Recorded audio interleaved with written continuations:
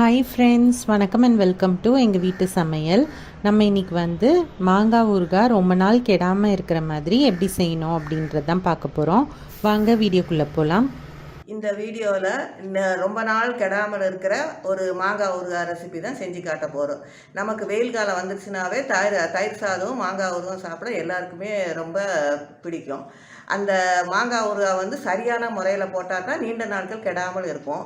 இப்போ மாங்காய் சீசன் வேறையாக இருக்கிறனால அந்த மாங்காவை வச்சு நம்ம எப்படி நீண்ட நாட்கள் கெடாமல் இருக்கணும் அப்படின்னு உள்ள மெத்தடை சில டிப்ஸுகளோட இந்த இதில் ஊறுகாய் செஞ்சு காட்டியிருக்கோம். வாங்க எப்படி செய்யணும்னு பார்ப்போம். இதுக்கு 2 கட்டியான நல்லா விளைஞ்ச மாங்காய் நாங்கள் எடுத்திருக்கோம். இது ஏறக்குறைய ஒரு 1/2 கிலோ இருக்கும்.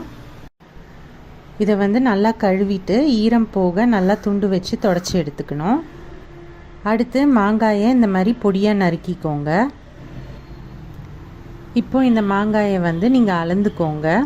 எந்த கப்பில் நீங்கள் மாங்காய் அளக்குறீங்களோ அதே கப்லேயே நீங்கள் எல்லா பொருளையும் அளந்துக்கோங்க. இப்போ நாங்கள் கட் பண்ண மாங்காய் எங்களுக்கு ஒரு 4 கப் போல் வந்தது.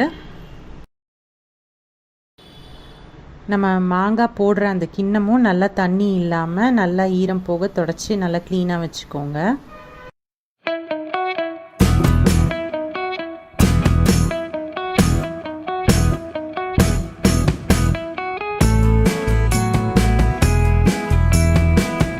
நமக்கு 4 கப் மாங்காய்க்கு 2 கப் போல் கல்லுப்பு தேவைப்படும். இப்போ ஒரு ஈரம் இல்லாத கிண்ணத்தில் ஒரு 2 கப் மாங்காய் நம்ம சேர்த்துக்கலாம். அதுக்கு மேலே கல்லுப்பு தூவிக்கலாம். அதுக்கு மேலே மீதி உள்ள மாங்காய் துண்டையும் சேர்த்துட்டு கல்லுப்பை போட்டுட்டு நம்ம கிண்ணத்தை மூடி வச்சுடுவோம். இதை ஒரு 2 மணி நேரம் போல் நம்ம ஊற விடலாம். சப்போஸ் நீங்கள் நிறையா நல்லா உப்பு பிடிக்கணும்னு நினச்சிங்கன்னா நைட்டே கட் பண்ணி வச்சிங்கன்னா காலை வரைக்கும் நீங்கள் ஊற விட்டிங்கன்னா நல்லா உப்பு பிடிக்கும்.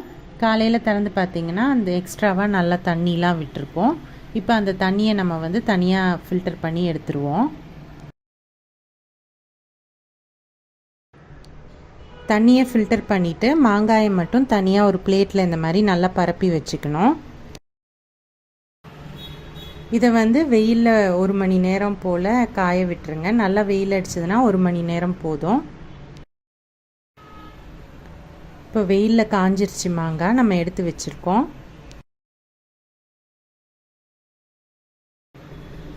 இதுக்கு 2 டேபிள் ஸ்பூன் போல் நம்ம கடுகு எடுத்திருக்கோம். 1 டேபிள் ஸ்பூன் போல் வெந்தயம், 1/2 டேபிள் ஸ்பூன் போல் பெருங்காயம், 1/2 கப் போல் நம்ம காஞ்ச மிளகாய் எடுத்திருக்கோம். ஒரு சின்ன கடாயை சூடு பண்ணி அதில் ஃபஸ்ட்டு நம்ம வச்சுருக்க வெந்தயத்தை வறுத்துக்கணும். வெந்தயம் பொரியிற ஸ்டேஜில் நம்ம வச்சுருக்க கடுகை அதிலே சேர்த்துக்கலாம். கடுகையும் அதில் போட்டு வறுத்துக்கோங்க.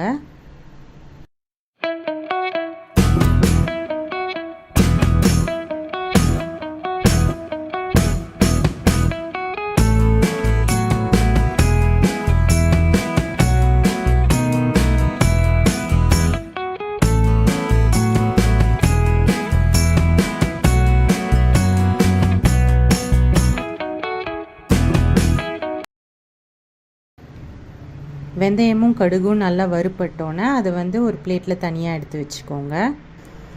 அடுத்து கட்டி பெருங்காயத்தையும் நம்ம வறுத்துக்கணும்.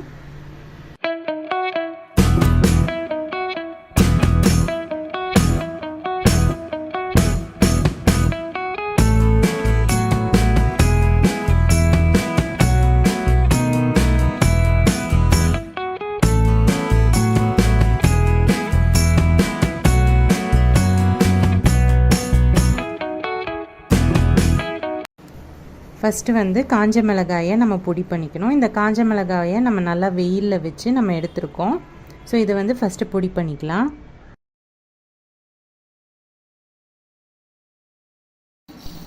அடுத்து கடுகையும் வெந்தயத்தையும் நம்ம பொடி பண்ணிக்குவோம்.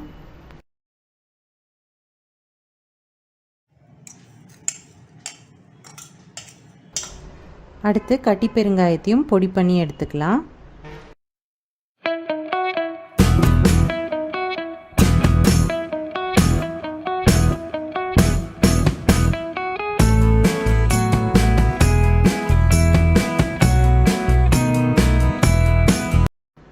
இந்த ஊறுகாய் நல்லெண்ணெயில் செஞ்சால் ரொம்ப டேஸ்டியாக இருக்கும். இதுக்கு நம்ம 3/4 கிண்ணம் போல் நம்ம நல்லெண்ணெய் சேர்த்துக்க போகிறோம். ஒரு கடாயில் நீங்கள் நல்லெண்ணெய் விட்டு அதை காய வச்சுக்கோங்க. நல்லெண்ணெய் நல்லா சூடான பிறகு நம்ம அடுப்பை ஆஃப் பண்ணிவிட்டு இப்போ இதில் வந்து நம்ம அரைச்ச பொடி எல்லாத்தையும் நம்ம சேர்க்க போகிறோம். மிளகாத்தூள், கடுகு, வெந்தயம், அப்புறம் பெருங்காயத்தூள் எல்லாத்தையும் சேர்த்து நல்லா மிக்ஸ் பண்ணணும். அதுக்கப்புறம் அதில் வந்து மாங்காயிலேருந்து ஃபில்டர் பண்ணி அப்போ வச்சுருந்தோம் இல்லையா தண்ணி, உப்பு தண்ணி, அதையும் சேர்த்து இதில் ஊற்றி அதை ஆற வைக்கணும். இந்த பொடியெல்லாம் சேர்க்குறதுக்கு முன்னாடியே கொஞ்சோண்டு நல்லெண்ணெயை நம்ம தனியாக எடுத்து வச்சுருக்கோம். இப்போது இதில் வந்து நம்ம மாங்காய் துண்டெல்லாம் சேர்க்க போகிறோம். எண்ணெய் வந்து சூடாக இருக்கும்போதே மாங்காய் வந்து போட்டுட்டோம் அப்படின்னா மாங்காய் வெந்துடும். அதனால் இந்த எண்ணெய்லாம் நல்லா ஆறின பிறகு நீங்கள் இந்த மாங்காயை போட்டு மிக்ஸ் பண்ணிக்கோங்க. இப்போ நம்ம தனியாக எடுத்து வச்சுருக்க எண்ணெயை வந்து ஊறுகாய்க்கு மேலே சேர்த்துக்கலாம். இந்த ஊறுகாய்க்கு மேலே எண்ணெய் மிதந்த மாதிரி இருந்ததுனா தான் உங்களுக்கு வந்து ஊறுகாய் கெட்டு போகாமல் இருக்கும். நம்ம ஏற்கனவே இந்த மாங்காய் துண்டு எல்லாம் வந்து நம்ம உப்பில் ஊற வச்சு நம்ம வெயிலில் காய வச்சுருக்கோம்.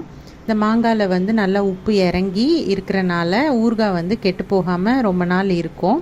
உங்களுக்கு வந்து சப்போஸ் வெயிலில் காய வைக்க வேண்டாம் அப்படின்னு தோணுச்சுன்னா நீங்கள் வந்து ஒரு துணியில் பரப்பி ஃபேன் கடியிலையும் நீங்கள் வச்சு காய வைக்கலாம்.